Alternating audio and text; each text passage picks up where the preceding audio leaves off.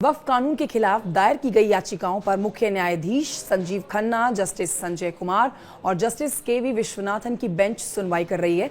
वक्फ कानून से जुड़ा हुआ बड़ा अपडेट आप तक पहुंचा रहे हैं, पूरी खबर जानिए।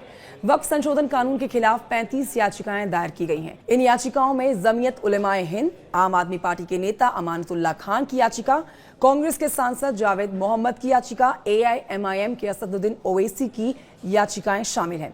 अब हम आपको बताते हैं कि वो कौन से आधार हैं जिन पर वक्फ संशोधन को चुनौती दी गई है। याचिकाकर्ताओं ने कोर्ट में कहा है कि नया वक्फ कानून संविधान के अनुच्छेद 14, 15 के खिलाफ है, यानी कि समानता के मौलिक अधिकार का उल्लंघन करता है। साथ ही ये धार्मिक स्वतंत्रता और अल्पसंख्यकों के मौलिक अधिकार के भी खिलाफ है। इसके साथ ही ये तर्क दिया गया है कि वक्फ संशोधन कानून संपत्ति के अधिकार का भी उल्लंघन है। ऐसे में इन 5 आधार पर इस कानून को रद्द करने की मांग की गई है और इन याचिकाओं पर आज सुनवाई की जा रही है। कोई भी फैसला सुनाने से पहले कोर्ट सरकार का पक्ष जरूर सुनेगा। आइए हम आपको बताते हैं इस पूरे मामले पर वकीलों का क्या कुछ कहना है, सुनिए। देखिए, हमारा ऐसा कहना है कि वक्फ एक्ट 1995 के बहुत सारे ऐसे प्रोविजंस हैं जो ड्रैकोनियन हैं, जिसको पूर्णतः खत्म होना चाहिए। और एक दो तरह की सिचुएशन है।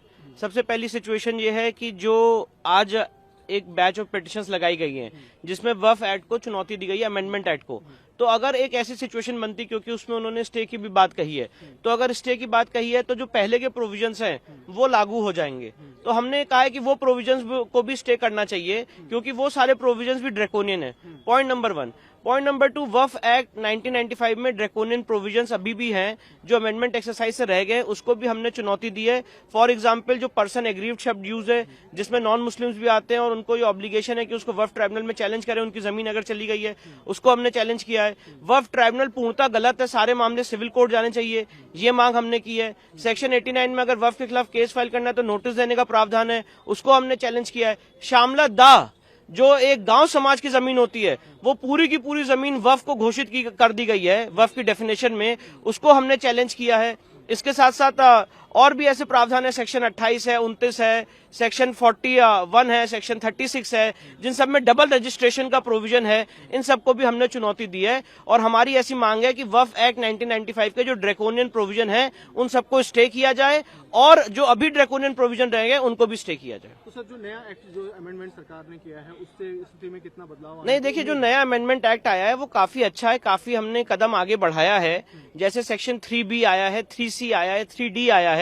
वक्फ बाय यूजर को खत्म किया गया है और जो पूर्व में वक्फ बाय यूजर है, अगर उस पर डिस्प्यूट है तो वक्फ बाय यूजर नहीं माना जाएगा, ये सब उसमें मेंशन है। सारे वक्फ के डॉक्यूमेंट्स का दस्तावेज सबमिट करने का मैंडेट दिया गया सेक्शन 3B में। सेक्शन 3C में कहा गया कि सारी सरकारी संपत्ति वापस ली जाएंगी। सेक्शन 3D में कहा गया कि वक्फ का जो कानून है वो ASI संपत्तियों पर लागू नहीं होगा और वक्फ बोर्ड जो है उसमें जो उसका कॉम्पोजिशन है उसको भी बदला गया है। तो काफी बेहतर चीजें हैं, पर कुछ चीजें रह गई हैं, उसको हमने माननीय सर्वोच्च न्यायालय के सामने चुनौती दी है। दूसरा जो पक्ष है, जो मुस्लिम पक्ष से कहें तो उनका कहना है कि एक्ट अमेंडमेंट गलत है, उससे उनके हित प्रभावित होंगे। आप क्या कहते हैं? नहीं, देखिए, मेरे हिसाब से तो अमेंडमेंट एक्ट सही है और अमेंडमेंट एक्ट इस समय जो हित प्रभावित हो रहे हैं वो हिंदू समाज के हो रहे हैं, जो अन्य समाजों के हित प्रभावित हो रहे हैं। अगर ये कहना कि उनका हित प्रभावित हो रहा है तो मुझे तो उसमें कोई ऐसा प्रोविजन लगता ही नहीं है।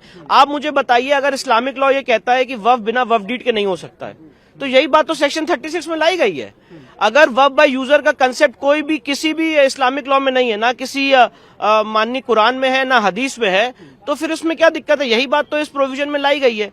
तो यहाँ पे पॉइंट इन इशू ये, डिबेट ये है कि अभी भी ऐसे ड्रैकोनियन प्रोविजन है जो हमें इम्पैक्ट कर रहे हैं, हमारे राइट्स को इम्पैक्ट कर रहे हैं, इसलिए हमने उसको चुनौती दी है। सर, बंगाल सरकार ने इसका मुखर विरोध किया है, कहा है कि हम लागू नहीं होने देंगे, क्या देखिए, मुझे ऐसा लगता है कि इस तरह के जो बयान है ये असंवैधानिक है। ये सेंट्रल एक्ट है, केंद्रीय कानून है और हर सरकार का ये दायित्व है स्टेट गवर्नमेंट का कि वो सेंट्रल एक्ट को इम्प्लीमेंट करे, लागू करे।